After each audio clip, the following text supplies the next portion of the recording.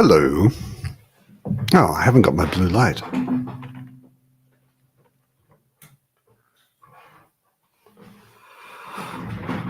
That's better. Is anybody out there? Sound off in the comments. How is everyone? How is your week? What have you been up to? What are you reading? I very spontaneously decided to reread Dune, which I think is like my 7th or 8th read of it. Angela from Do Unicorns Read is hosting a read along.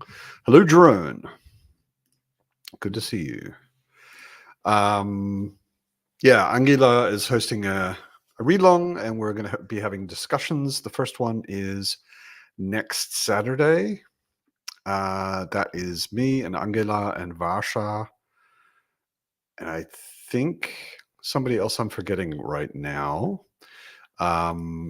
Just about the first, like Dune doesn't really clearly have chapters, or at least not numbered chapters or anything, but it's separated into books, which are called Book 1, Dune, and Book 2, Muad'Dib, and Book 3, The Prophet. And we will be discussing the first book, Dune, next Saturday.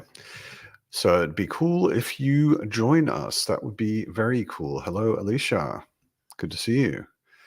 Birdie and the Books. Where does the name of your channel come from, I wonder? And Dune is really good. And I am surprised.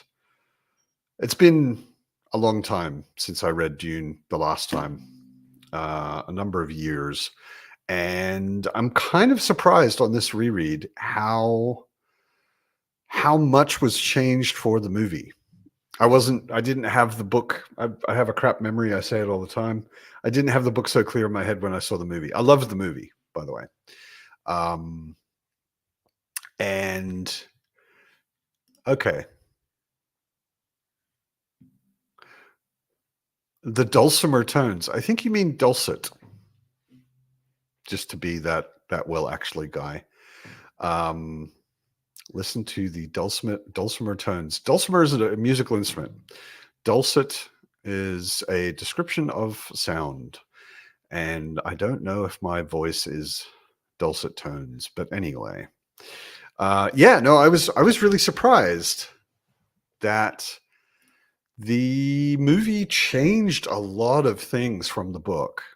And I'm not going to get into details because somebody may have never read the books or even seen the movie. I bumped into someone recently on the Discord who had not done either, which is inconceivable to me because I've seen the movie like 8 or 9 times and I've read the book 8 or 9 times. I think I'm reading it the 8th time now.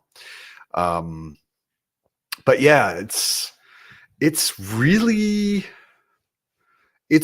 changed. And I agree with, or at least understand, most of the changes in the movie.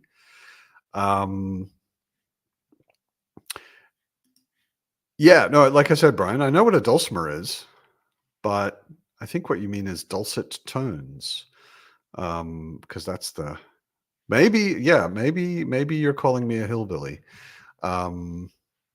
Dulcimer is actually a really cool instrument, though. I've actually heard a guy play dulcimer live, and it's a pretty amazing instrument. If I remember it correctly, you hit it with little wooden hammers. Hey, Shad.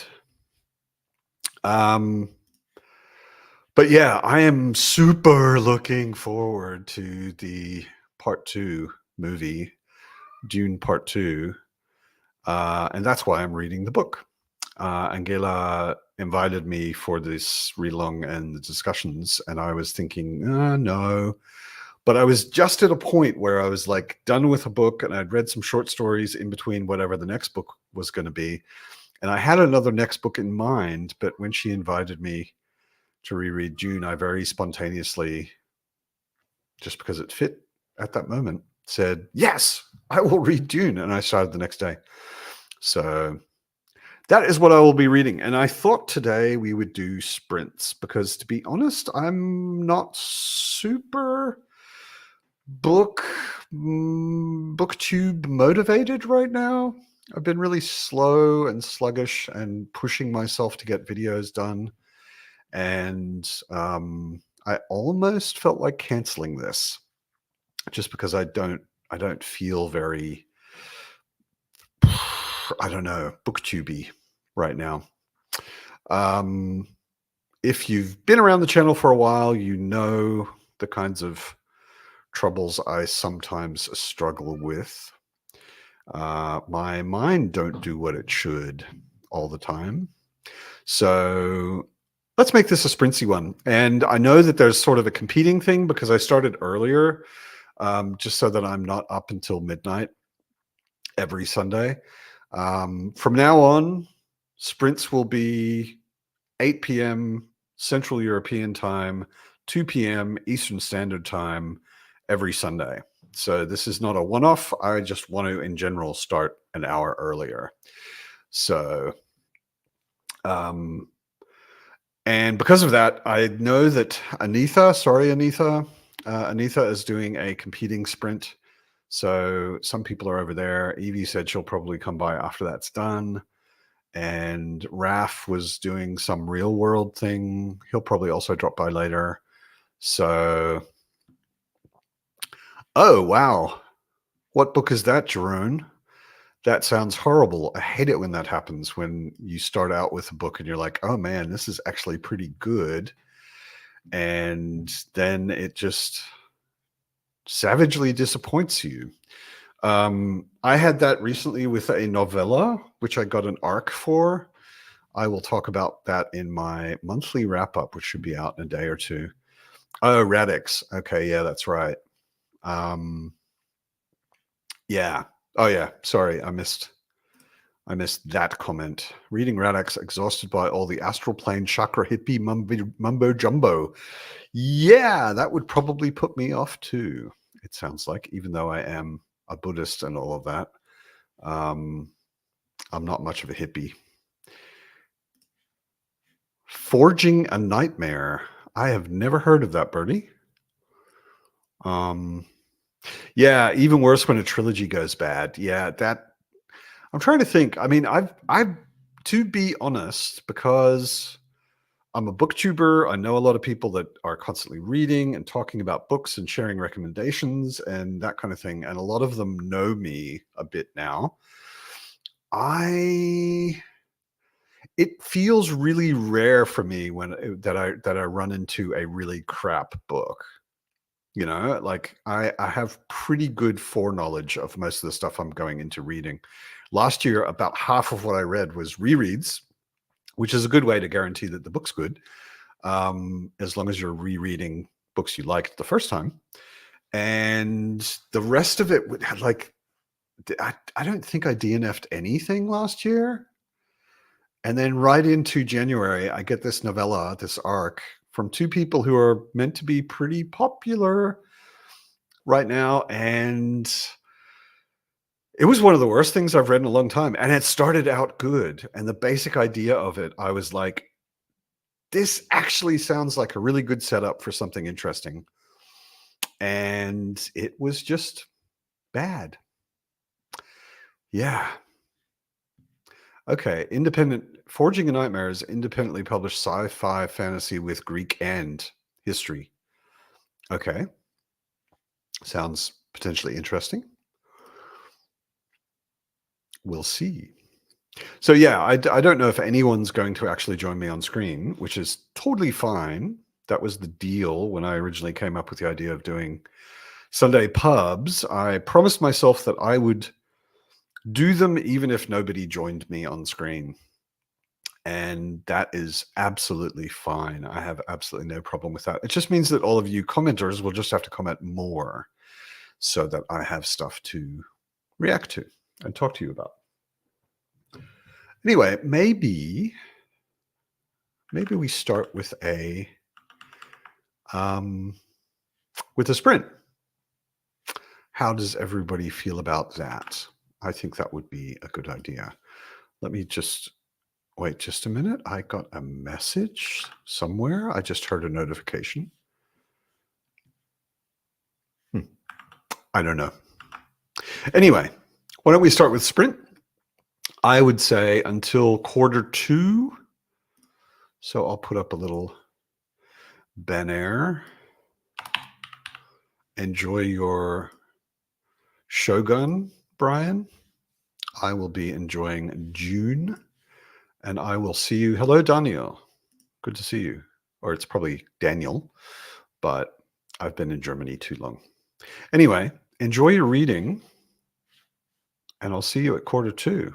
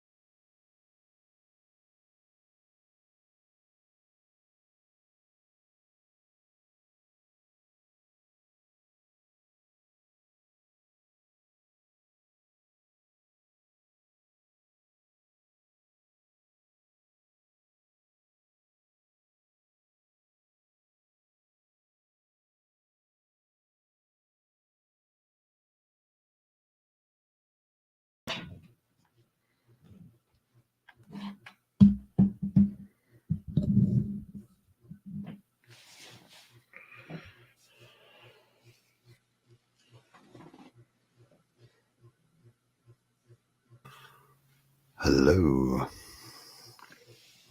Hey Matt, how's it going?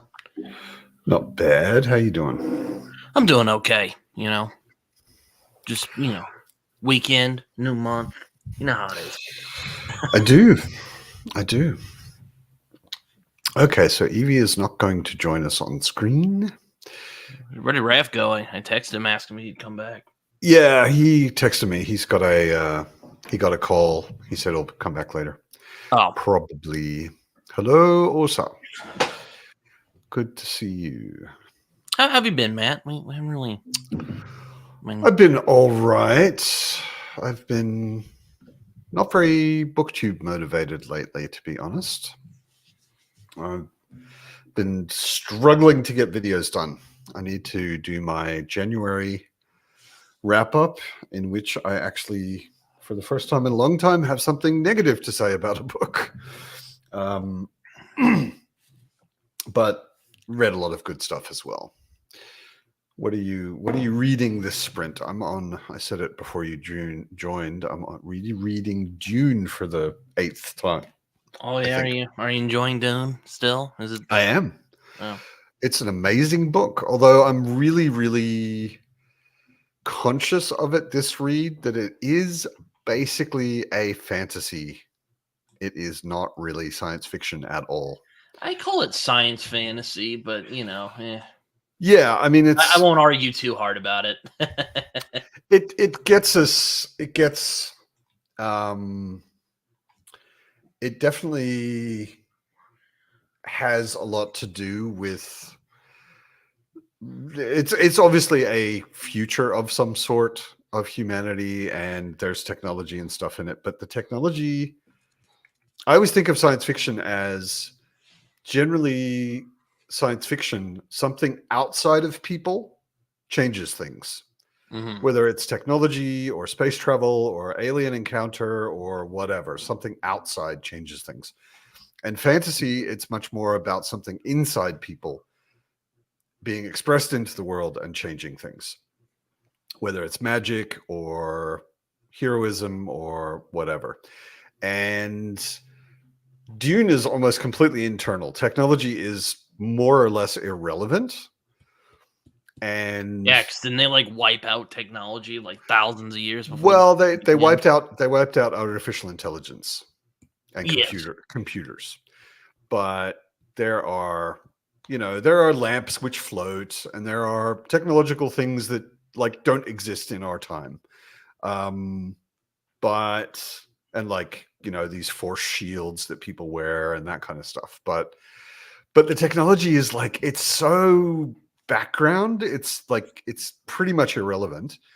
All of the really interesting stuff that happens inside people, and that then causes them to change the world, um no, Brian, I have not seen Frank Herbert mention Dulcimer yet, so Um, I will note.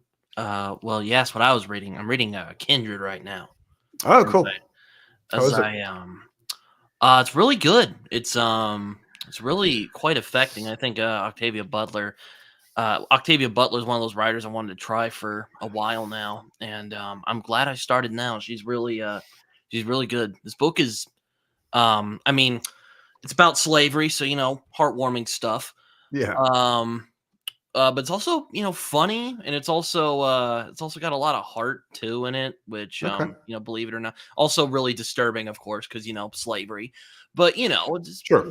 there's some surprising stuff in here that I'm really digging. So though the people are taking the time travel way too well, I'm just Yeah. I they're not mean, like what the fuck.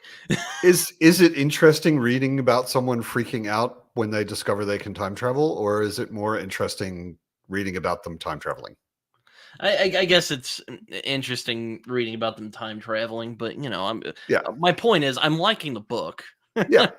It's Yeah, not perfect, but I'm I liking it. I decided to take Whitney's advice. Whitney on the Secret Sauce of Storycraft. Oh yeah, she made a video about Octavia Butler, She didn't has she? an excellent video about Octavia Butler. Anybody who is listening who hasn't seen that and is at all interested in Black authors, female authors, science fiction authors, etc., Octavia Butler was a black, or was, I think she's dead, was a black female science fiction author who wrote some really amazing stuff. And Whitney at the Secret Sauce of Storycraft did a very comprehensive video about Octavia Butler and pretty much all of her work.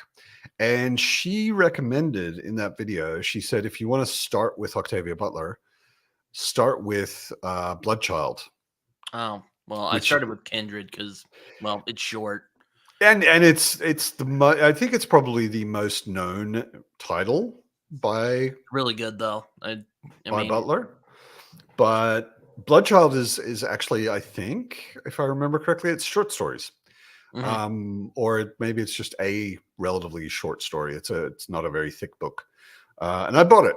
So I want to get to that sometime this year, hopefully. though I'm reading this now, and I'm really sad she passed away because she's very good. I think she did write a fair bit though before she went. It's not like she only wrote a book or something. No. She wrote a couple of series and Kindred. So we're over there, so I'm yeah, read that at some point. Yeah, and that's part of a series. And then there's another series. I forget what they're all called. I have a horrible memory, but there's quite a few things there to read if you're liking Butler. Birdie says she struggled with Dune 2 years ago. Okay. I don't know what to say about that. I don't know why you struggled. Maybe you can say a bit more and I can advise you if you're interested in actually trying it again. I think the first book is easy to read. They get kind of progressively harder to read because they get more philosophical. And generally, I always say Dune is 4 books. And then there's 2 after that, which Frank Herbert wrote, but are not meant to be very good. And then there's a bunch after that, which his son wrote after he died, which are meant to be garbage. So, I don't know. Yeah, the Lilith books. Lilith's Brood. Oh, yeah, I've heard it. Isn't that the one about the vampires? I don't know exactly. Oh, well, but no, wait, I think Fledgling is about the vampire. Never mind. Yeah, the Lilith books are meant to be very good. I've heard that too, and also Whitney went over those in her video. But no, I'm really digging Kindred right now. Could it be one of the best reads of the year already? We'll see. But it's slightly. I'm really digging it. I would suggest it's perhaps slightly early. Perhaps a little bit. Naming your book of the year. Well, not book of the year right now, but might be one of my favorite books I've read so far. But we're still a little early on, so we'll see where it goes. Yeah. There's a lot of reading ahead of us this year still. Birdie says she was mainly struggling with the names and things. Okay. Like Paul isn't too complicated. Some of the names get. I know what you mean. There are a lot of things talked about and that pop up in the story, which are can be kind of messy. And a lot of the language that ends up being used is very much based on Arabic or Farsi and similar languages. So it's unfamiliar to us Westerners. And that may make it kind of difficult, but yeah. Wow, DK Moon liked God Emperor better than the second and third books. That's a hot take, my dude. That is God Emperor is the one where everyone's like, wow, okay, that's an interesting read. I like that about the Dune books though, because they evolve. He was hitting the mushrooms a little too hard in that one. No, he was just being very philosophical. And it's solid philosophy. I mean, it's like if you're into philosophy, he had a lot of, I think, very important things to say about religion and following leaders and all of that kind of stuff.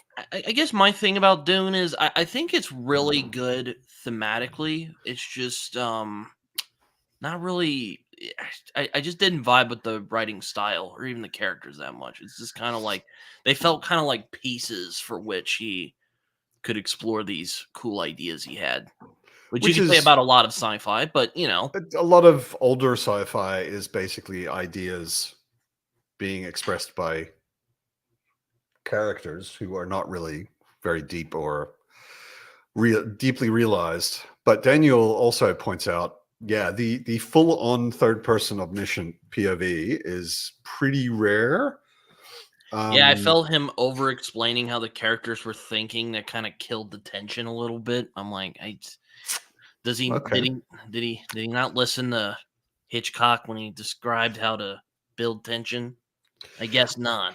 I would not agree. I think Dune is completely full of tension all over the place, but I can understand for a lot of modern readers, the third person omniscient, it used to be very common. Like if you read Shogun, it's also third person omniscient.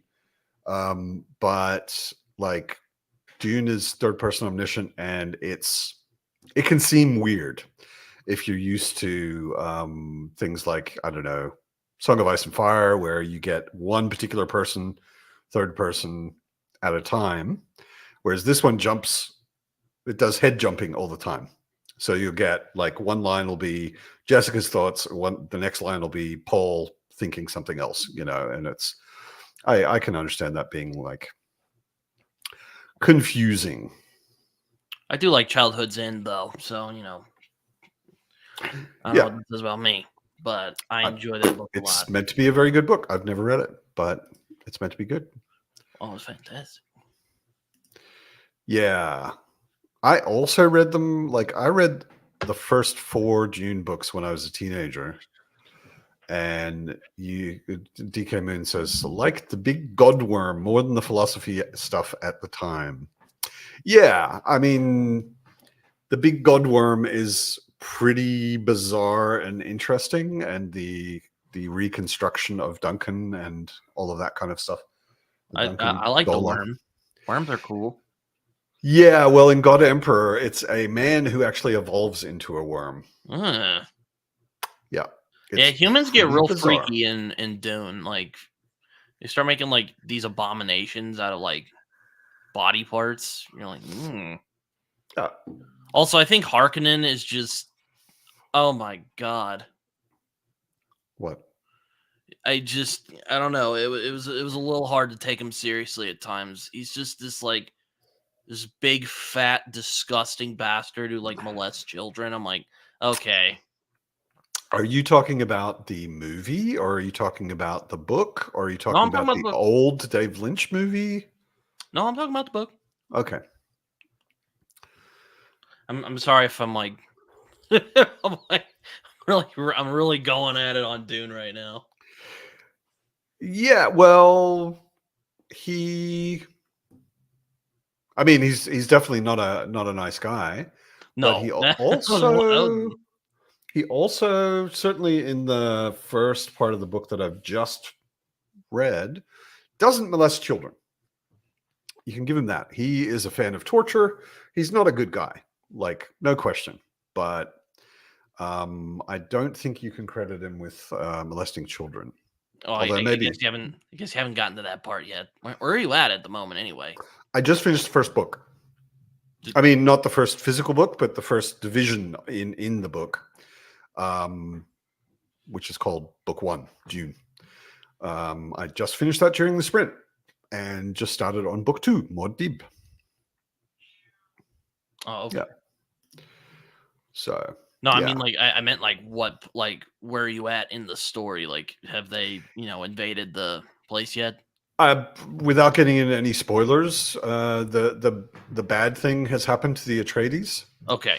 and Jessica and Paul are in the desert. And that's basically where book one ends. Is after Paul has experienced his change, and yeah, that's basically it. So we'll see. We'll see. What else have you been reading, Matt?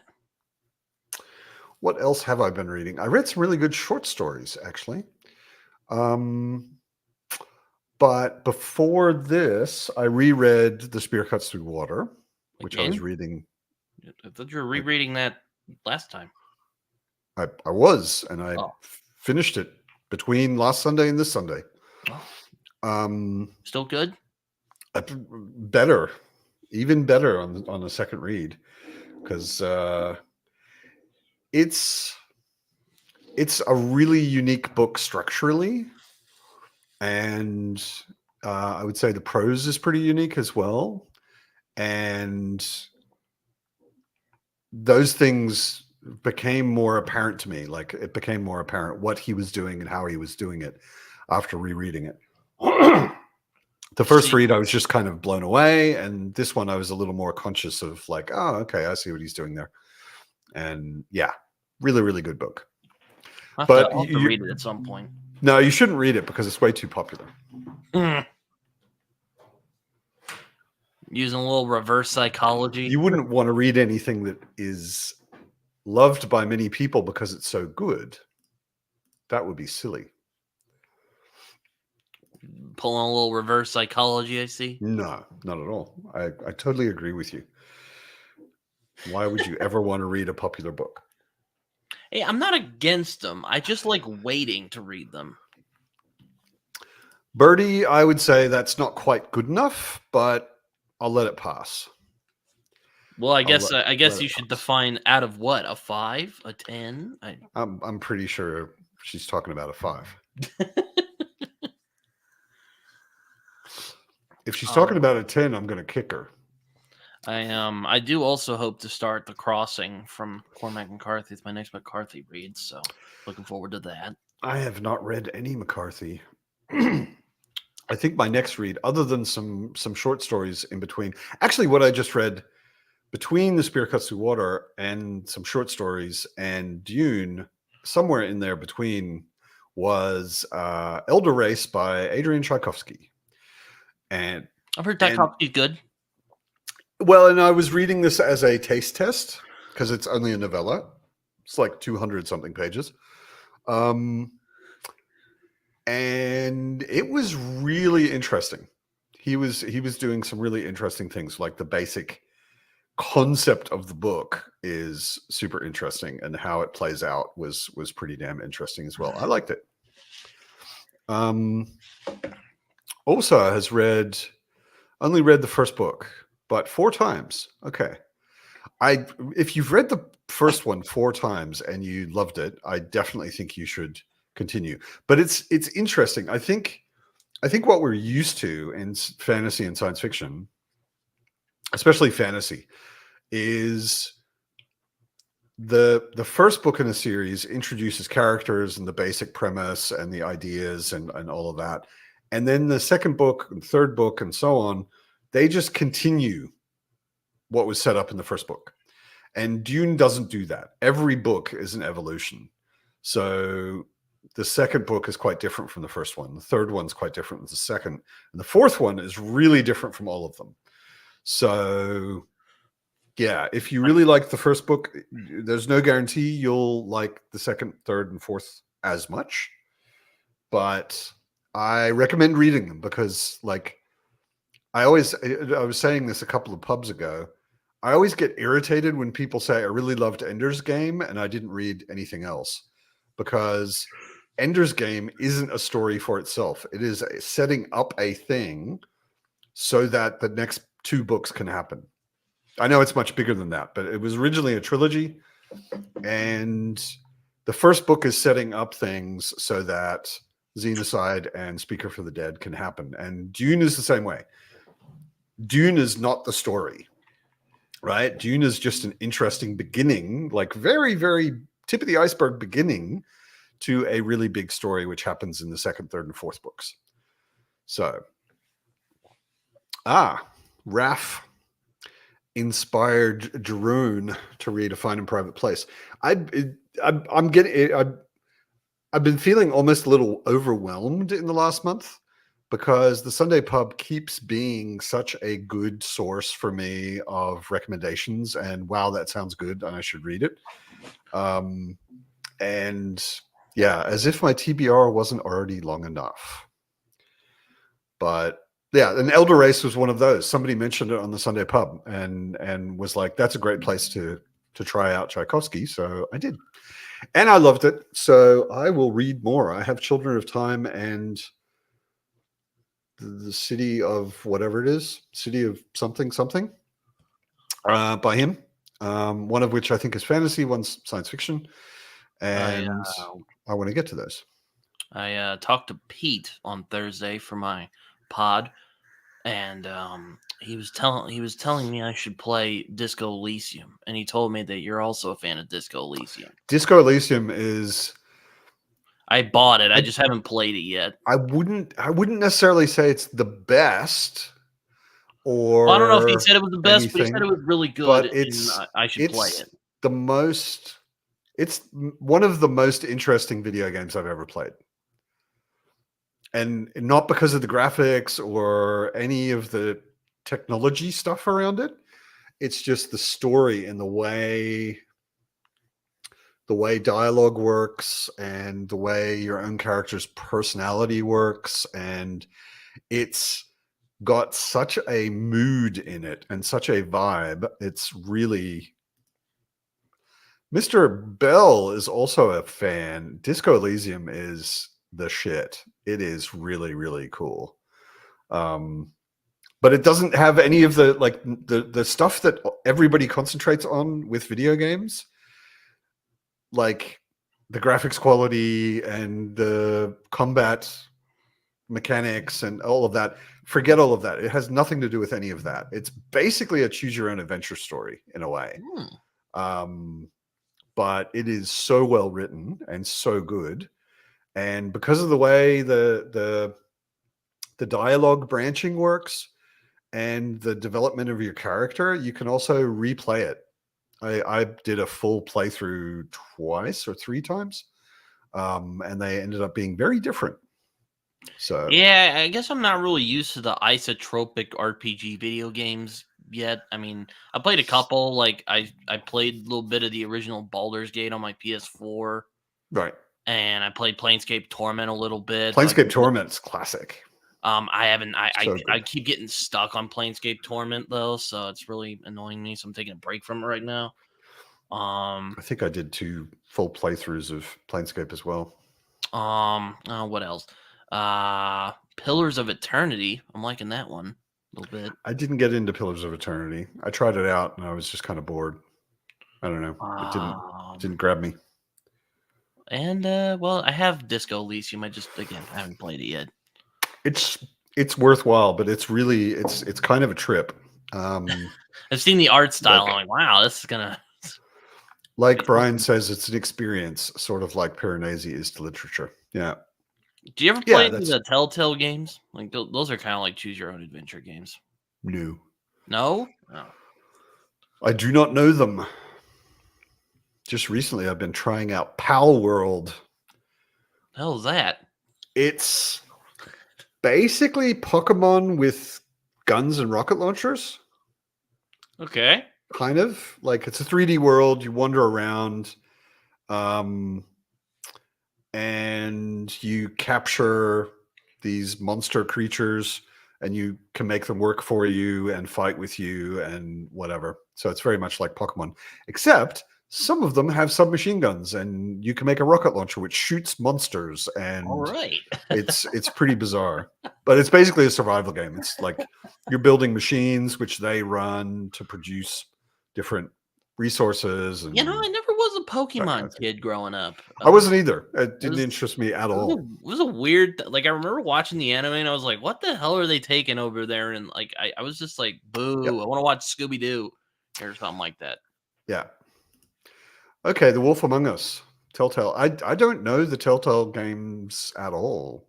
I don't They even did the remember Walking hearing Dead about them. games, which are phenomenal.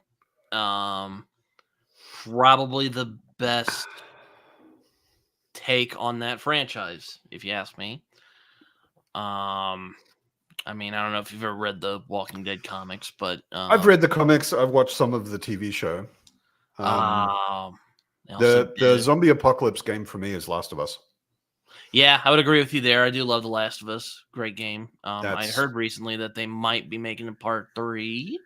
We'll see how that goes. part 2 was a bit of a disaster. A little bit, yeah. Oh, Raph, a wild Raph has returned. Cheers. good Yeah. to see you, mate. Yeah. Sorry, I had to take a call because No there's worries. some people whose calls you need to take, and those may include your thumbnail wizard and Dark Heresy dungeon master. Oh, Very good. Also, talking about your mom or something? Susanna Clark's short story collection, Ladies of Grace, Adieu, and Other Stories, I just bought. I've heard that's really good. I read Jonathan Strange and Mr. Norrell a long time ago, and It's a solid book. I kept. It was a really weird experience for me because I kept reading, but I kept getting a bit bored. And then I'd get a bit more interested, and then I get a bit bored again. But I did read the whole thing. And then recently, or last year, I read Piranesi, which was amazing. I loved Piranesi. And it was a lot shorter and didn't feel quite so wordy and slow as Jonathan Strange and Mr. Norrell. So I'm looking forward to her short stories. I have them on my list. Yeah, I recently watched this wonderful conversation, also on the same, what I call it, public knowledge, whatever network thing that did the Ursula Le Guin thing. And they had a conversation with Susanna Clark and Alan Moore. Oh, okay. Which was really I interesting. wanted to watch that. Just those two talking about stuff together for like an hour and a half. Okay. It's where I learned that the upcoming new Alan Moore novel, The Great When, is it called The Great When? Something like that. His new like London quartet of novels, and the first one comes out in October. And it has, according to Alan Moore, the most obnoxious talking cat you can imagine. And if Alan Moore can, like, if that means the most obnoxious cat Alan Moore can imagine, I'm kind of scared. That sounds like a really damn annoying cat. You know, Raph, if there's someone who I think could ever pierce Jerusalem by Alan Moore, it might be you. I don't know. It is definitely on my list of stuff I'll get to at some point or other. We can buddy read it together. Figure out the weirdness. I'm incredibly bad at having a TBR. I mean, I don't have one. I have like a list of stuff that I'm aware of, and I have a list of stuff that I plan on reading as soon as it comes out. And between all of that, whenever I finish a book, I'll just go to whatever feels right at that moment, which means something that, someone mentions 5 minutes before I stop reading a book, and I'm like, oh, right, I still remember this exists. I guess I'll start with that one. That's why I'm reading Dune right now. Yeah. I was literally like, I finished Elder Race by Adrian Tchaikovsky, and like within minutes of me finishing it, coincidentally, Angela from Do Unicorns Read emailed me and said, hey, do you want to join the Dune read along and then do discussions with me? And I was like, damn, yeah, it's about time to read Dune again, especially since the new movie's coming out. So I was like, I don't remember anymore what I was going to read next. Now I'm reading Dune. Yeah. So my TBR is mostly physical, and there's no plan to it. It's basically when I hear about a book and I'm convinced that I want to read it, I buy it and I put it on my shelf. So when I feel like reading the next book, I go to that shelf and grab whatever the next book is, whatever I feel like. Yeah, for me, it's I because I don't go book shopping, right? It's one of the many privileges of being blind. I don't go to bookstores and buy stuff because it has neat covers or anything. So my list of stuff that I own and have not yet read is incredibly short. It's sure. It's like 10 audiobooks that I own because they were at sale on sale or what, and I'm like, yeah, I'm gonna read that sooner or later. Most of those are me stocking up on the whole Brandon Sanderson stuff. There's for this year's magical year of Sanderson, and then there's Spear Cut Through Water and the Terra Ignota series, and I think that's roughly it. Terra Ignota is. I think you are going to. I don't know if you're going to love it, but I think you will have a lot to say about it. Yeah, I think people, including Jeroen, have been telling me to read it for like years now. Yeah, Yeah, Jerome was really excited when I started it, and he's probably very disappointed that I haven't finished it yet. I read the first 3 in like a couple weeks, and for some reason I stalled on the 4th one and haven't started it yet. But I will get back to it because it's probably the most interesting idea of a future society that I've ever read. Yeah, I'm following Ada Palmer on Blue Sky, and I've been so forever, and I really like whatever she does. And she wrote, the introduction to the new book of the New Sun edition. That's and where I got onto her books, as I read that forward, and I was like, "Oh shit, she gets it. She's interesting." Yeah. And that's like the other part. I mean, so much of what she does is like sort of inspired by her being a professor of Baroque history, most like 16th, 17th century history. And Yeah. For weird reason, it's one of those things I know more about than is healthy for anyone, because like many things, I think. Did you see that link that came through on the Fireside recently? Let me just find it, because she wrote an article which I did not see that. The title of it was awesome. I just loved, where was it?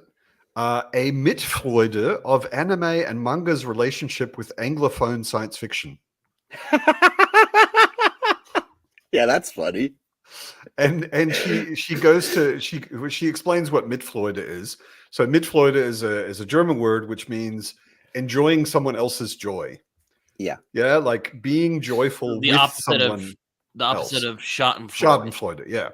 Not exactly the opposite, but it's more like vicarious enjoyment. I think exactly. Someone else is enjoying something and you're enjoying their enjoyment, basically. Yes. And she explains that at the beginning of the article, and then she's like, I don't want this article to, like, if you don't want to be convinced to read manga or watch anime, you can read this article. I'm not trying to convince you. I'm trying to share my joy in it, and you can just enjoy my joy. You don't have to read the stuff yourself. And it's very, I mean, like everything she writes, it's very well written and very witty and intelligent. Yes. See, the point I was trying to make is that hypothetical PhD thesis that I'm supposed to write and haven't done for ages because I'm a failure in like just about everything, is about British deism, English deism in the 17th and early 18th century, which is why I know way too much about that time period and that philosophy stuff. Sure. You will probably get even more out of Terra Ignota than I did. I read it maybe a bit more on the lasers and fireballs layer. Yeah. There is a lot of interesting shit going on. Yeah. And I certainly don't know the historical contexts or the philosophies that she's referring to nearly as well as you, but it was an idea of the future where I was like, I can somehow totally imagine that happening in 500 years or whatever. And maybe it could be a really good way for the world to work. Yeah. But it's also like part of the idea of the book is it's kind of a utopia. And of course it's got a rotten core, right? Of course, all of them do. Yeah, exactly. Of course, there is something about it that isn't actually nearly as shiny as it's being presented to everyone. Well, not all of them do. I just, last week I did reread Use of Weapons, the third Culture novel, and the Culture is a utopia that works. Yeah, I would argue that I mean, unless you're being sarcastic, I would argue that the Culture is a utopia that has taken away everything that makes humans interested in being human. Which is why all the novels are about those people that are dissatisfied with it and go to the outside and fuck with other people. Exactly. But I think it does raise an important question, though, or an important point, which is, I think there's a lot of people who are happy with living in the Culture, right? I mean, oh yeah, sure. That's like, it feels like a utopia. People who are dead inside love the Culture. Elon Musk is a huge fan, so I've heard. No, I don't mean love the books. I mean the people in the books who loves the Yeah. culture are dead inside. But, They're I'm not sure if lazy that's the and they're case, just though. sucking on the teat of like unlimited everything, and they're satisfied with that. And all of the I'm not characters, all of the interesting characters in the books, are ones who are like, yeah, this is all nice and all, but it's somehow not enough.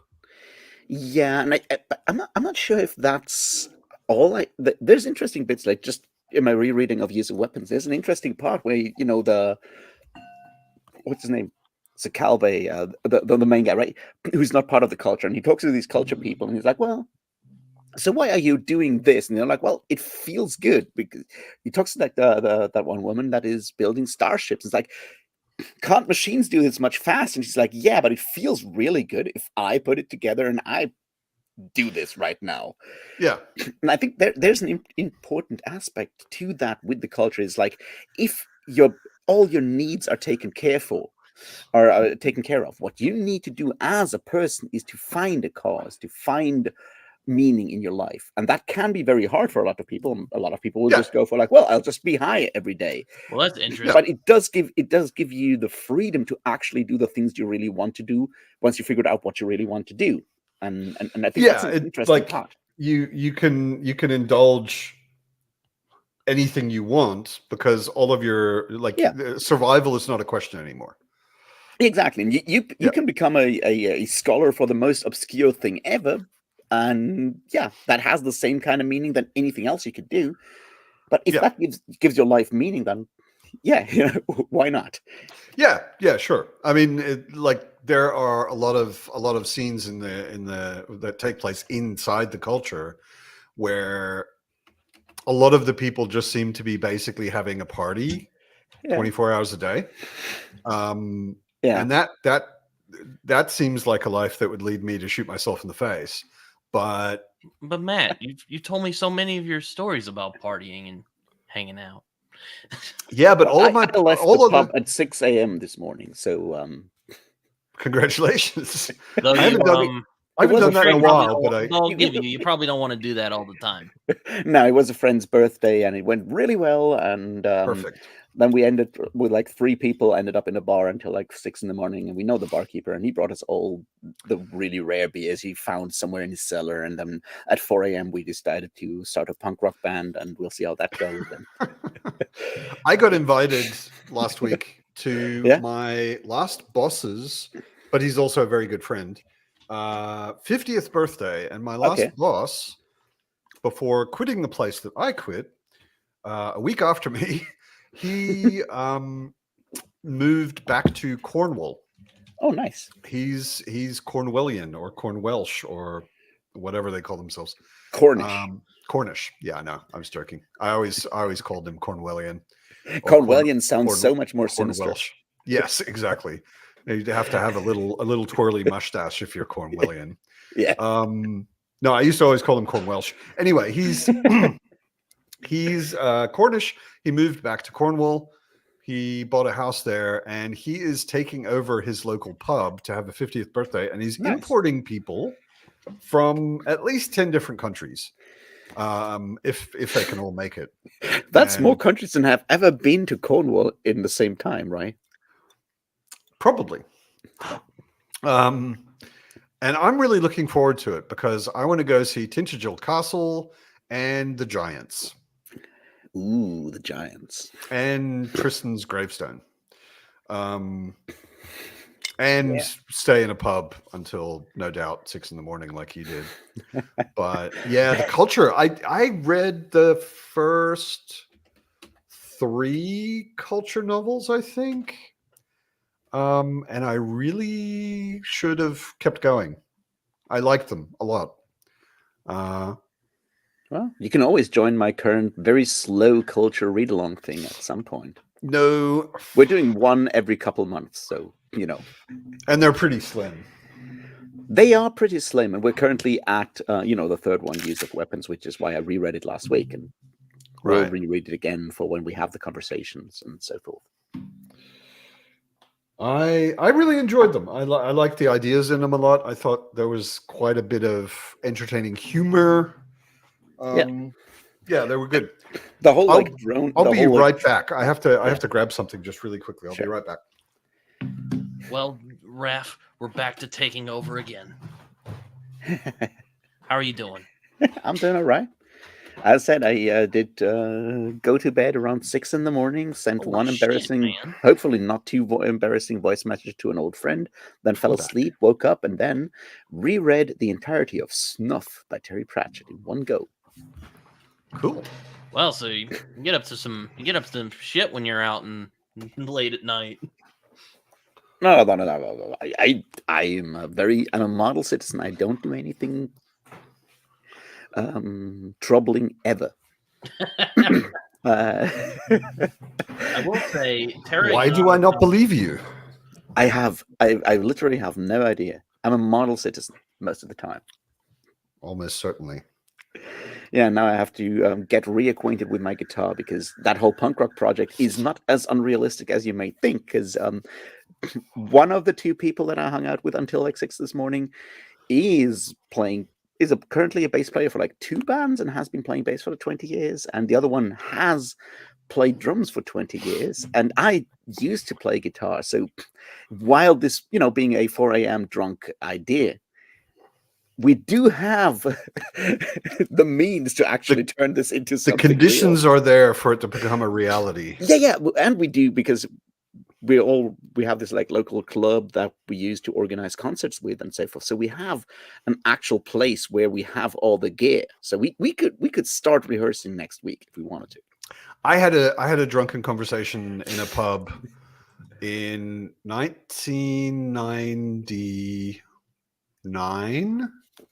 Yeah. Where me and a few other guys I worked with who were amazing engineers, like software engineers, Yeah. we invented Goodreads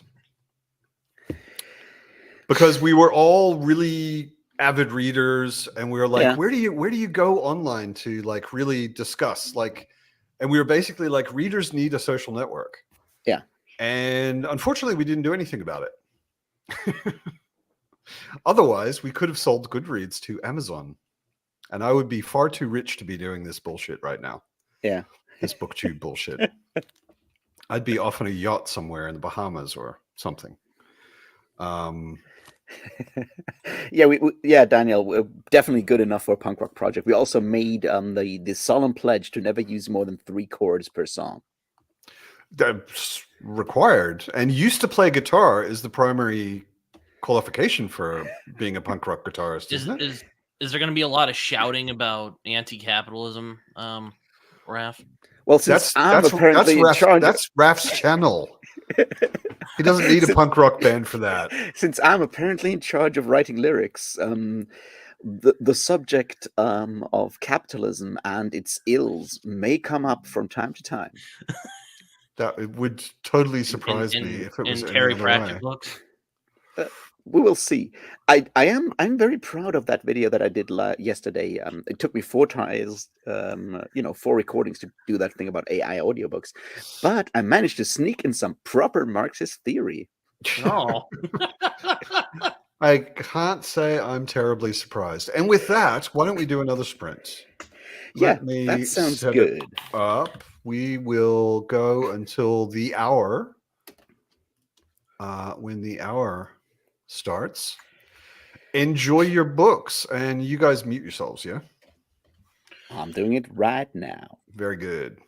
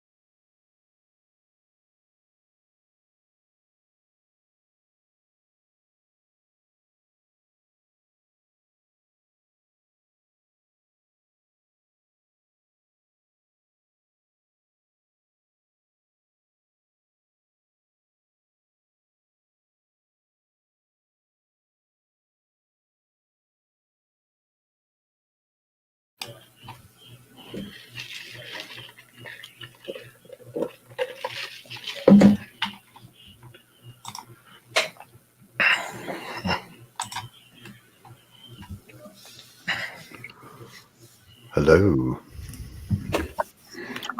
Hello. How was everybody's reading? Hello, Kat. Hey, Kat. Kat has joined us. Oh, going well, even though I'm once again confronting the evils of slavery. What are you reading, Bretton? Oh, I am reading Kindred by Octavia Butler right now. Oh, nice. That's a good one. It's a dark one. It's a good one. It's a really good one, though. I'm enjoying it so far, but it's really outraging. As slavery is wont to do. In fact, the book that I read today, Snuff by Terry Pratchett, does also tackle the evils of slavery. Does it make you want to commit genocide against the antebellum South? Well, it's on Discworld, so it's not necessarily doing that, but it certainly is an angry book. I'll have to check it out eventually. I had a buddy who gave me 4 books to start with, Terry Pratchett. I think it's one of those. All right, let me explain this. There's an article, there's a text that Neil Gaiman wrote for The Guardian back in the day, shortly before Terry Pratchett passed. I think it was before then. And it's called Terry Pratchett is Not Jolly, He's Angry. And it's an important text to understand Discworld, because Discworld is angry books. All of them are angry books. Yeah, totally. Which may explain why I like them so much. Surprise, surprise. But yeah, I mean, they're fun agree, and right? they're funny, but he's definitely coming from a very critical and angry place. I think that's the point. It's sort of why I think I appreciate them in the same way that I appreciate the Malazan Book of the Fallen. It's like, these are authors that are unhappy with the way our world is, and they're writing against that, because writing is what they can do to change the world. Yeah, absolutely. Yeah, Darko's here, who I'm actually reading Kindred with right now. I was actually talking with him while we were doing the thing. Good evening, Darko. And Evie's asking after Fitz, which makes Where sense. is Fitz? Fitz. I saw Fitz earlier. Yeah, Fitz was Also, sitting in my lap when I was reading. Walking around her tail. I don't know where Fitz is right now. She's in that phase where she's kind of bored and she's fucking with things. And just walking around the flat, like trying to find something that she can knock off of something or break or annoy me by fiddling with it. Yeah, Kat, I agree. All comedy comes from a place of anger. I think that's one of those important lessons. Comedians are angry people because they want to change the world. Yeah. They're dissatisfied with how things are. Yep. Exactly. On my bucket list, I've always wanted to do stand-up, but I don't know if I would be really any good at it. I think, and not like as a career, just like, one night I'll go to like a comedy club or something and like, do a little routine and then, I recently talked about that because I've been thinking about it. I'm obviously not doing stand-up, but the way I record videos feels very much like I'm doing stand-up, because I don't have a script or anything. But I do, before I start, press record, I do have certain points I want to make. I have sometimes even specific like phrases or whatever that I want to use. They're not fully developed jokes or anything, but I'm very much doing that. And when it comes to videos that I care about a lot, like the one about AI audiobooks, I sometimes record like 4 versions of that to figure out what works, what doesn't work, and so forth. It feels very much like that. And yeah, my videos also come from a place of anger most of the time. Yeah, and I think actually more than people realize, stand-up comedians do have a script.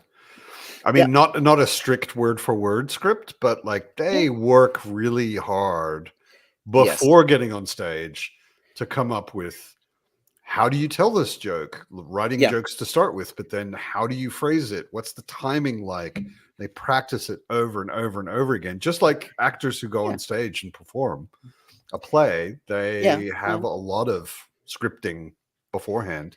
Yeah, and I think that's one of the like Germany doesn't have that much of a culture when it comes to stand-up comedy compared to say the US, right? We don't have that much. Large cities do have some comedy clubs, That's but the idea of because Germans aren't funny. that is true. Well, I mean, I've read a That's- little of Nietzsche. Nietzsche's fucking hilarious at points. That is true. So is Schopenhauer. Though I would But think it's Nietzsche's not more it's pleasant not to it's read. not a stand-up it's not a stand-up kind of humor. Well, no, I would imagine not. A lot of it is like, wow, that wouldn't fly today, but that's really funny how he said that. It is important to understand that Nietzsche does, in fact, I mean, from what you just said, I assume that you're just like, wow, is Nietzsche ridiculous? But it's important to understand that a lot of the stuff that Nietzsche wrote at the time was performance, and it was very much a performance of humor. And he's deliberately fucking with people when he's writing certain aspects of what he does. He's savage. Nietzsche is one savage writer when he gets, to start, calling out people. I mean, I will say Nietzsche is often a better read because he has a writer's eye for the flow of the prose or whatever you want to call it. Nietzsche is probably the one German philosopher that actually knew how to write interesting prose. Yeah, I was about to say, you guys were talking about philosophy earlier. I'm like, I thought Germany had like Germany has a pretty rich philosophical history. Well, Germans are thinkers. I might back that up. Nazis excluded, maybe they have a pretty rich philosophical history. Germans are definitely thinkers. I don't think anyone can contradict you there. It may be also why Germans are, on average, not that funny. Yeah. Also, Nietzsche had a freaking amazing mustache. I must say, it's impeccable. Wish I had a mustache like that. Germans in the 19th century were generally pretty high up when it came to the mustache game. Let me just go there. Yeah, like Kaiser Wilhelm also had a pretty baller. And we disown that Austrian guy when it comes to mustaches. The rest is fully on us. This is the philosophy talk section of the evening. Welcome to Sunday Philosophy with Britton and Raf. But okay, I don't have anything to say about any of it because I haven't read Nietzsche or Schopenhauer or one of my best friends. One of my well, I wouldn't not necessarily best friends. One of my good friends is one of the leading professors and writers about Hegel. Apparently in the world, okay. I don't know. And he's in Germany or where else? He lived in Austria for a while. He's American.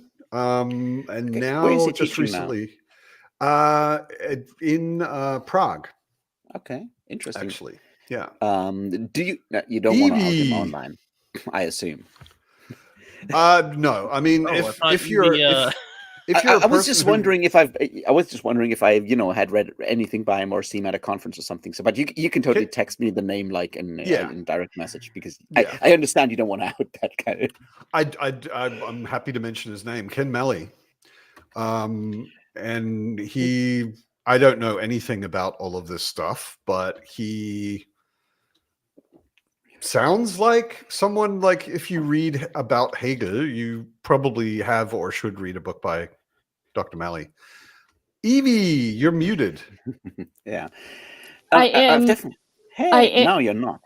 Yeah, now I'm not. No, I muted myself because my husband is listening to the radio while he's making dinner. So did you join to spontaneously say something about Schopenhauer, Kant, or Nietzsche or Hegel? The limit of my knowledge about any German philosophy is specific to Nietzsche, and it's from The Day After Tomorrow, the movie, where the person says a joke of, they're burning books to stay warm, and they're like gathering up books. It's like, but Nietzsche, all this great literature. I'm paraphrasing here, and the other person's like, well, Nietzsche was in love with his sister. So as a reason for them to burn be able his book. Yeah. The Day After Tomorrow is a really stupid film, but I love that film. It's one of my but I get you. my go-to go to the Brian- movies to watch. Brian is apparently now going to call everyone something san because he's reading Shogun right now. Yeah, to be fair about Nietzsche and his sister have a very complicated relationship, and it's very Wasn't his important. sister a Nazi? Yeah, that's exactly the point. And he did really hate her at some point. Nietzsche is not a Nazi, but she was definitely the person who opened up Nietzsche's works and like stuff afterwards to the Nazi party. So she's complicated. I mean, character. from a sibling relationship standpoint, I don't think anything can get worse than Byron and his half sister. So God. Ooh, to bring this in a more fantasy sci-fi book direction, have you guys read The Stress of Her Regard by Tim Powers? I have not read No. that. And I someone was telling me a lot about it at some point, and It I thought may that involve sounds Byron interesting. and Shelley, Percy. Shelley, that is. Okay. It also involves vampires and other stuff. Oh, wait a sec. I keep thinking I've read something by Tim Powers. It was ages ago, and I can't remember. We Which had that book it conversation was. last week, and we Yeah, figured out that it was exactly. probably Anubis Gates. I think it might have been Anubis Gates, but what you're saying about The Stress of Her Regard actually sounds familiar. Yeah, I'm they're just definitely fighting. looking it up. It involves they're haunted by vampires, and it kind of involves the drowning of Percy Bysshe Shelley and stuff like that. And it's a fun book. I Like, will say, like all of Tim Powers' books are fun. Is my point. I was going to mention, I did add Terra Ignata to my list because that sounds like the type of sci-fi that would really get me going. It's really good. It's really Yeah. good. So It's- everyone keeps telling me. There's two books that everyone keeps telling me to read, and they've been on my phone. They're keeping, they're taking up space on my phone for like years now. And those two books are The Spear Cuts Through Water and Two Like the Lightning. Evie Cuts Through TBRs and Two Like the Lightning. Yes. Well, she talked to Simon Jimenez, so I she's know. famous now. She is the leading Jimenez expert on BookTube. Yeah, Without question. which is awesome. I still haven't watched that because I figured I'll wait until I've read the books. And a world famous BookTube Santa. I'm trying to get whatever. Anyways, what are you guys Whatever. reading? What are you guys reading? Stop complimenting me. Makes me I'm reading uncomfortable. the Doctrine and Covenant The by Mormon stuff, right? by one Joseph Smith Jr. Got it. Did you read that Mormon white supremacy book already? No, I have not yet. I reading read American Zion, which is just a history of the broader Mormon movement. It's a really good one, and it's right now apparently free on Audible, which pisses me off no end because a priori didn't pay a good Audible credit on it, and now it's free, Uh-oh. which they could have told me earlier. Bastards. Yeah. Kindred is the best book that I will never reread. It's Dark. it's dark, and I recommend it to everyone, even Oh. though I will not voluntarily reread it. It's just, Yeah. but it's the fantastic. part I just read. Jared. I ended up learning that a lady, basically, it was a lady's idea to sell 3 black children into selling them away from their mother because she wanted more things. I was just sitting there and I'm like, God, how disconnected. Well, from If, regular- if you want to read a really disturbing book like that from an Australian perspective, Hmm? Australia doesn't really exactly have a slavery history, but it does have a Yeah, one of treating- those like deculturing people and putting them into foster homes and treating them like shit. kind of Exactly. history. Exactly. It's a slightly different No, history. It's like not Canada. better or worse, but it's pretty horrible. Yeah. But it's not really exactly slavery. So which But one are you recommending? there's a very good book called Rabbit Proof Fence. Which there's a movie that it was The movie- they the movie is- adapted, right? the movie is also very good. And it introduces you to 2 really strange facts about Australia. First of all, there is a fence which goes all the way from the north of Australia to the south of Australia. which they built to stop the rabbit plague. Right? I heard about Because that. idiot Englishmen decided that they would introduce rabbits into an ecology on the other side of the world, which had nothing to do with rabbit ecology. And of course, there are no natural predators for rabbits in Australia. So the rabbits just exploded and started moving west. And when they realized what was going on, they were like, oh shit. It was a plague. It was totally a plague, and it was destroying a group Australia. of people exploding and moving west. That sounds like a metaphor to be created. Well, it was unfortunately not just people, and they built a fence all the way through the country.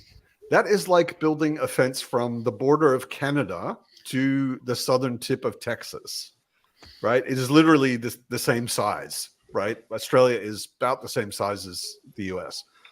First of all, so there is a rabbit-proof fence. And the other much more horrible fact about Australia is the settlers, the British at the time, they were like, oh, these Aboriginals, we have to educate them.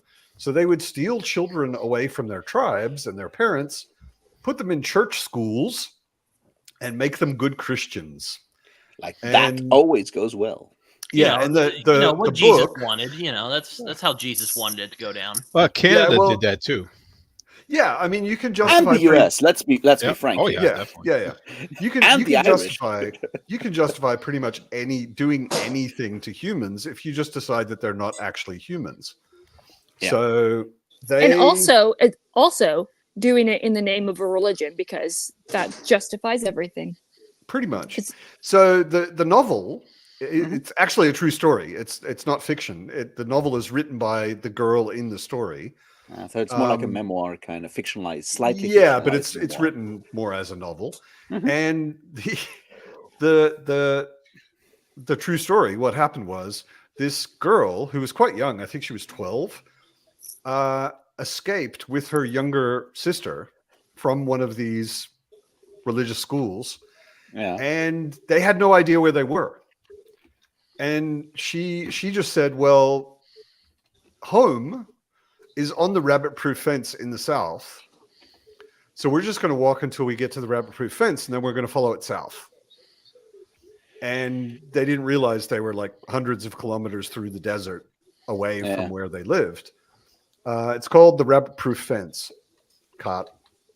And it's an amazing story. It's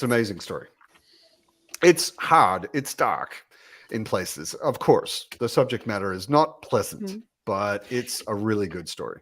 Now, it may surprise you, but in that Terry Pratchett book I read today, there is a situation where a girl is taken from her, in this case, adopted family, and put into a religious school to be trained to be a human because she was brought up by goblins.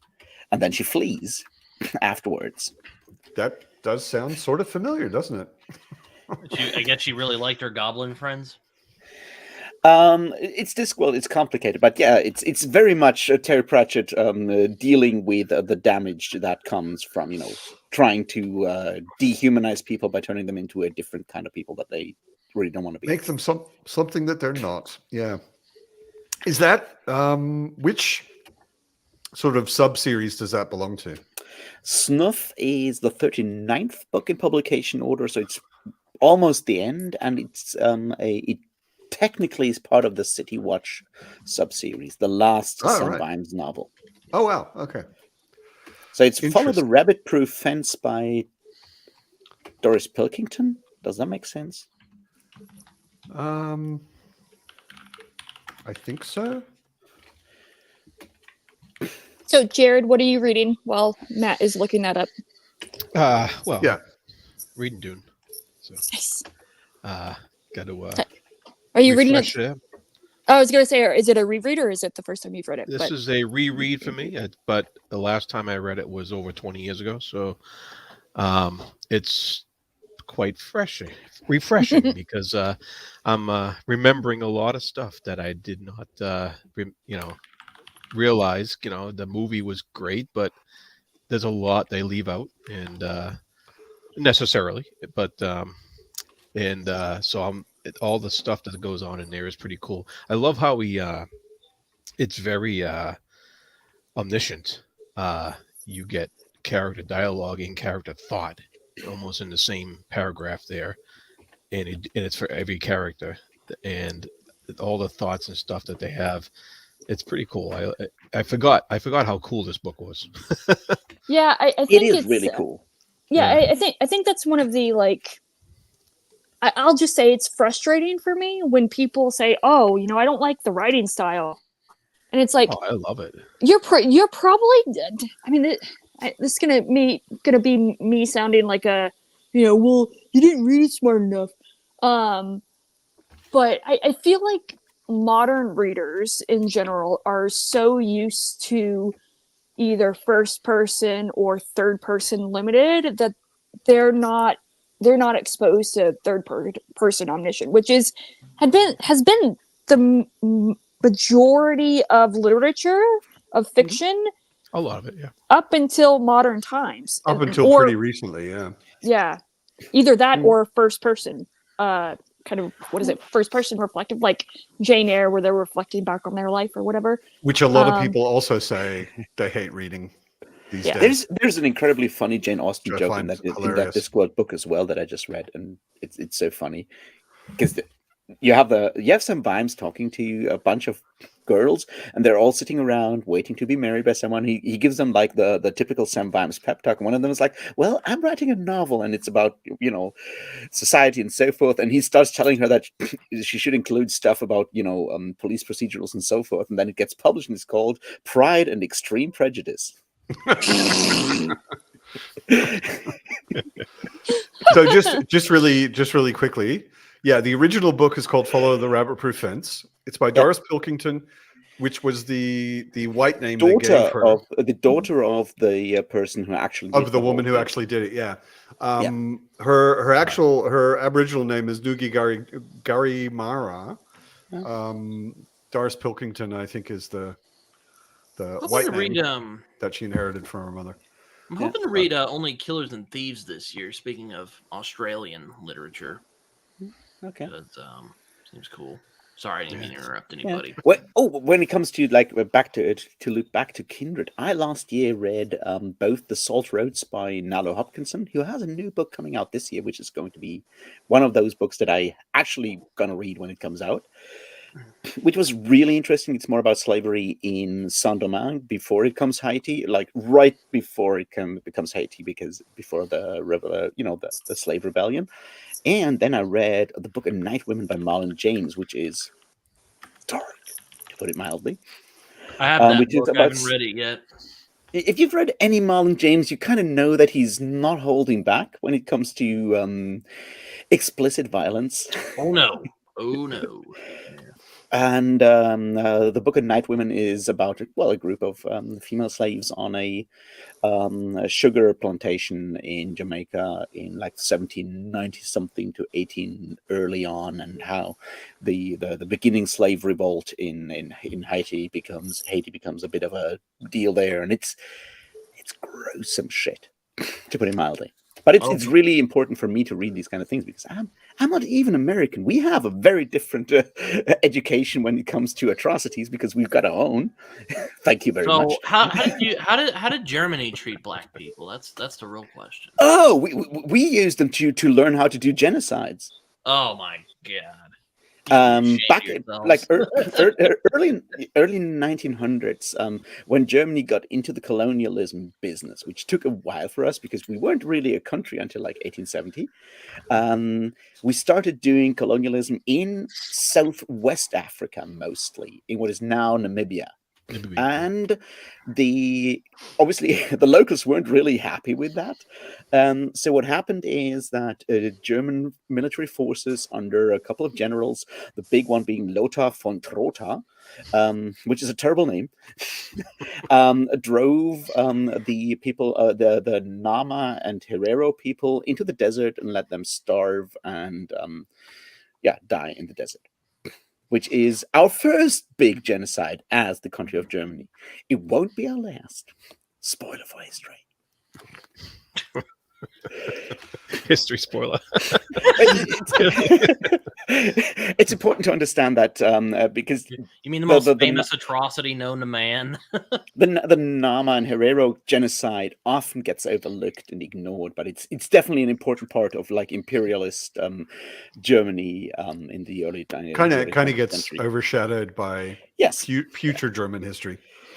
it does, but and it's important to understand that it took until like the last couple of years to still work out whether Germany is willing to pay reparations to those people because they're black, and even Germans hate blacks. So it took another full century to figure out how to actually deal with cool that. with black people, though. Hmm? France was pretty cool with black people, though. That Well- is up for debate. Yeah, Well, I was going to say, listen. really? Well, Are you sure about that? in the Britton? 40s, I think. Like, 'cause I know a lot of intellectuals went over there because they're like, you know what? Fuck America. We don't want to be dealing with this shit no more. We're going. Yeah. Oh, well, But, that's the you difference know- between. Yeah, I was gonna say, like, there's just because it's relative to the U.S. doesn't mean it was great or even good. treating black people better than the U.S. has is not difficult, It's not a high bar. Yeah, but Yeah. it doesn't necessarily mean you're actually treating black people well. Yeah. Oh, Alicia, you're reading A Brief History of Seven Killings. That's awesome. I love that book. It was my introduction to Marlon James, and I absolutely loved it in the way that you can love incredibly terrifying books. Because I'm a punk guy. I'm a heavy metal guy. I'm not a reggae guy, but it did give me an introduction was into that you? how much reggae I'm so sorry. means for like Jamaican culture and so forth. It's a brilliant book, but it's also gruesome. Sorry, I tried to mute myself before it happened, but I wasn't quick enough. Mute fail. Wah, wah. Oh my God, women burp? Oh my goodness! What? I thought that was illegal. No, that's farting. So Yeah. sorry, Okay. sorry, pooping. We're not allowed to poop. Women don't poop. It's true. We just must absorb be- everything back in. That must be really uncomfortable. It's true. Wow. Anyways, What are you reading, Evie? Coming on here and asking us questions. I am Spear cuts reading. through water again. No, I just finished it yesterday. So you're last now night, rereading Banished Birds? No, I'm actually going to be rereading it next month because I convinced Dan to do a reread, buddy read thing similar to the Spear Cuts Through Water. So spoiler alert, everyone. For next month, but I may join you for that. Maybe because I haven't read it yet. Fuck and I you, want to. fuck you. I But no, still got 100 pages left in the Spear Cuts Through Water. Nice. Almost. So, what are you reading, Evie? I'm reading Shards of Earth by Adrian Tchaikovsky. It's the first book in the Final Architecture trilogy, and already I'm only like 20 pages into it, but I'm really, really loving it. So I read Elder Race. That was your first Tchaikovsky, right? That was my first Tchaikovsky, which is I just a have novella, avoided and it's Tchaikovsky. kind of, from what I understand, heavily based on a short story by Gene Wolfe, which was actually the first thing that Gene Wolfe ever got published, Trip Trap. called Trip Trap. Yeah, I've not read Trip Trap, but Elder Race was pretty cool. I really enjoyed it. A very, very interesting idea. Probably not interesting enough to really fill a novel. Like, I was glad that it was a novella, that it was quite short, because the idea is kind of a one trick kind of thing. And it's a perfect idea for a very short story, So it was really good. It was really, really enjoyable.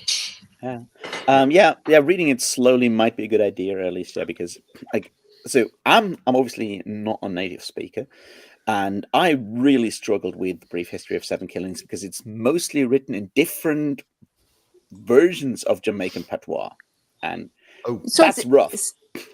So I read a little bit of Midnight Robber. I actually need to read it again. Go back to it to finish it. It is the one by Neil Hopkinson, by the way. And I haven't read that one yet, but I really loved Salt Roads last year. It's really good. Yeah, so Midnight Robber is the one book that made me realize that now I understand why people ask for trigger warnings, because there was something that happened very early in the book. And it's not like it wasn't gratuitous or anything. It's very important to the plot, but it is. Yeah, I know what you mean. I've heard about it. Yeah. And I'm just like, I literally cannot read this. But that's an aside. Sorry. I don't know if it's the same in the Salt Roads, but at least in Midnight Robber, Neil Hopkinson writes in dialect throughout the entire thing. Yeah, in Salt Roads it shifts because she has like 3 plot lines, and one is in 1790s to early 1800s Haiti, which is written in patois, and one is in like 1830s, 40s, 50s, whatever, France, which is the courtesan lover of Charles Baudelaire, is that perspective, and the third one is 400 CE, prostitute in Alexandria that ends up becoming the Black Madonna of Palestine, a saint that you may or may not have heard of. So she switches between that. What's interesting about the dialect that Marlon James uses in A Brief History of Seven Killings, is that he's got a group of different characters, and each have different severities or degrees of patois, and he kind of plays with how patois is sort of part of how the society in Jamaica is stratified. So how it's important to speak as close to non-patois English is seen as a mark of class distinction in a way, and how people that are further out in the slums speak different versions of dialect. So he plays with that in different forms of patois, which is, for someone who's actually not speaking English as a first language, it took a while for me to get to understand, but it's really impressive. So there is a nonfiction collection by Zora Neale Hurston. I think it's called Tell My Horse. And it's about her visits to Jamaica and Haiti. And she really kind of goes into that, of the kind of the class structure, and how basically if they sound more white, they are better class regardless of skin color. So yeah, exactly. Yeah. So, but anyways, my dinner is done, so I'm gonna drop. So, well, enjoy your dinner. Good to see you, Evie. Yep. Bye. Love the interview. Bye-bye. Yeah, Bye. the interview was amazing. Yeah, it was awesome. That reminds me of a couple months ago I finished Amitav Ghosh's Sea of Poppies, and all the dialects that he brings up in that book is unbelievable, because it switches between Bengali and Hindi, and their use of English, and it was fascinating, and it took some time to get used to the language that they were using. Yeah. He was using in the wait till book. you get to Black Leopard, Red Wolf. That's some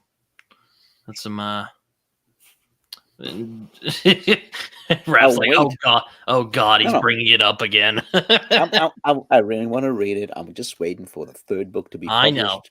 I know. Then I can binge the entire thing in one go. But I've read all the other Marlon James books, which are 3 of them. And the fact that he queried his first, he got like 80 rejections for his first novel before he got published. And then he wins a fucking Booker Prize on his 3rd novel. I liked his response on Twitter. He's like, holy shit, I just won the Man Booker Prize. Yeah. So how about another sprint? All right. I'm probably going to finish this little bit of Kindred here, and then maybe I'll move on to the Crossing. All right. I got more Doctrines and Covenants to get through. Enjoy your reading. See you in half an hour. Exactly.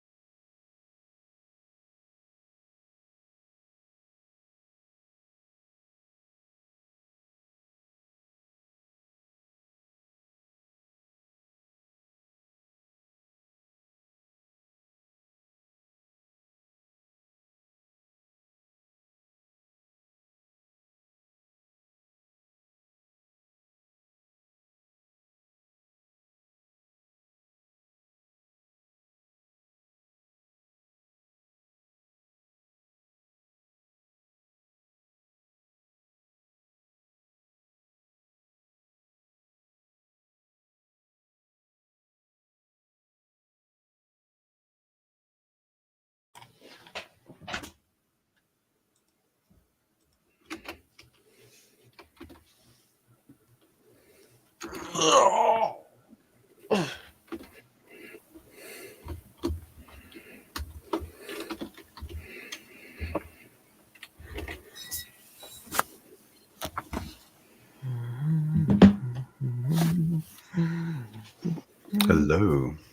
Hello. Hope everyone's reading was awesome. Oh, so sad. Quite awesome. Yes, I finished the little section of Kindred, and now I am on to the crossing. Where are you up to, Jared?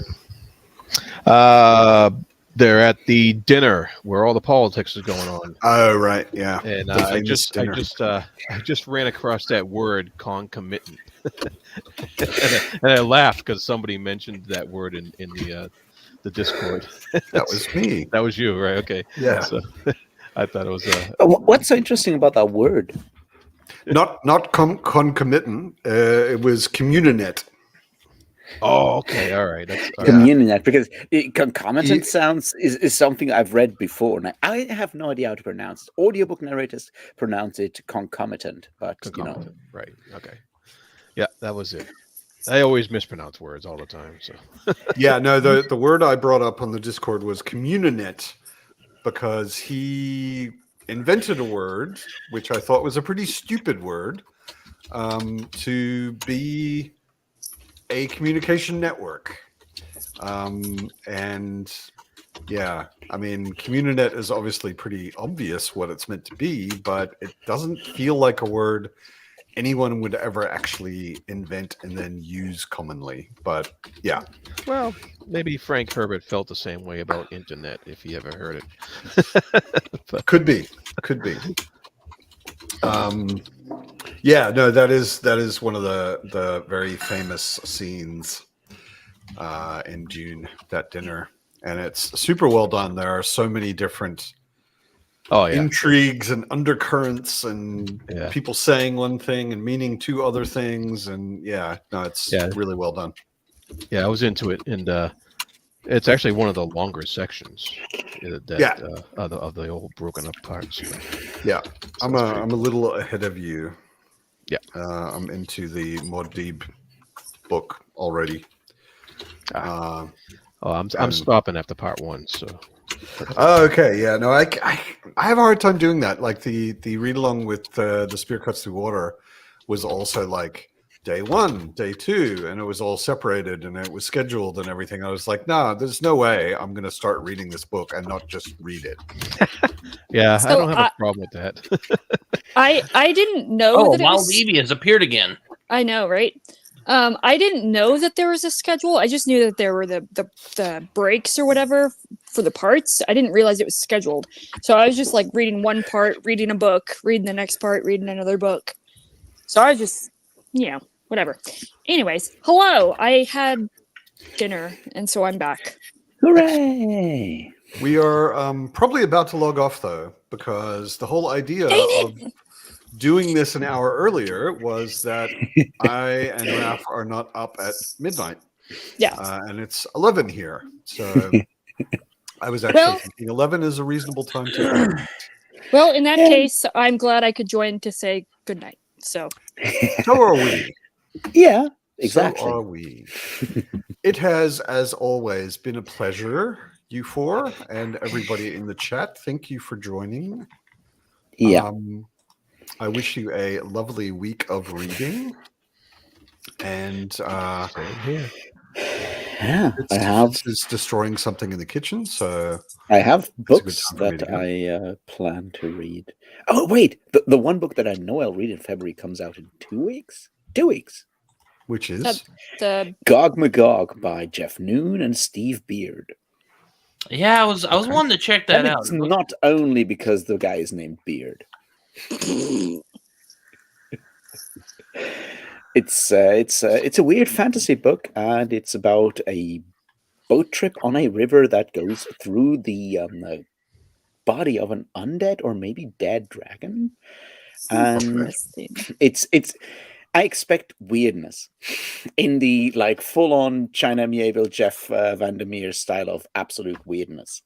all right. You'll have to tell us how it is. It sounds pretty interesting. Yeah. Also, the Gog Magog thing just always reminds me of the Elric story, which is also one of these more psychedelic Elric stories. Yeah. Weird Elric. All right, everybody. Thank you so much.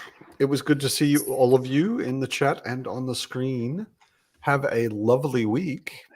And join us on the Discord, on the Fireside Discord. There's a link in the description. If you want to, everyone is invited. You don't have to have a BookTube channel. You don't have to be one of these people that goes on screen regularly.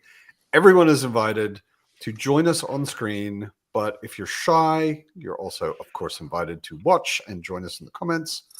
Also, every you Sunday. I was going to say, also, if you want to join in the conversation, but you don't want to show your face, you can always not share your video and you can still do just audio. So that's an option too. Exactly. That is totally acceptable. So, and we've had people who don't have channels. We've had a Hugo nominated blogger join us who doesn't have a channel. We've had other people who are just people who watch my channel join us. And it's always cool to actually see faces or at least hear voices of people that normally I wouldn't. Yeah, that would be, do that. Also, for the record, I feel I need to mention somewhere that I do, in fact, absolutely love A Canticle for Leibowitz, because I feel I may have misled some people. Oh, I don't remember having that impression. Someone asked about it in the Discord just today, not asked about your opinion of it, but asked about the book. Yeah, and I said it sucks because it has all these things that make good books. Yeah, which to me was pretty obviously sarcastic humor, but maybe some people didn't get it because Germans aren't funny. That's true. Just for the record, go read that book. It's absolutely amazing. Canticle for Leibowitz is amazing. It's an excellent book. Definitely read it. It may be the best thing that came out of the bombing of Monte Cassino Monastery. I imagine there weren't many good things that came out of that. So yeah, it's probably the best thing that came out of that. Yeah, very much so. Anyway, see you next Sunday, everybody. All right. Good night. Good night.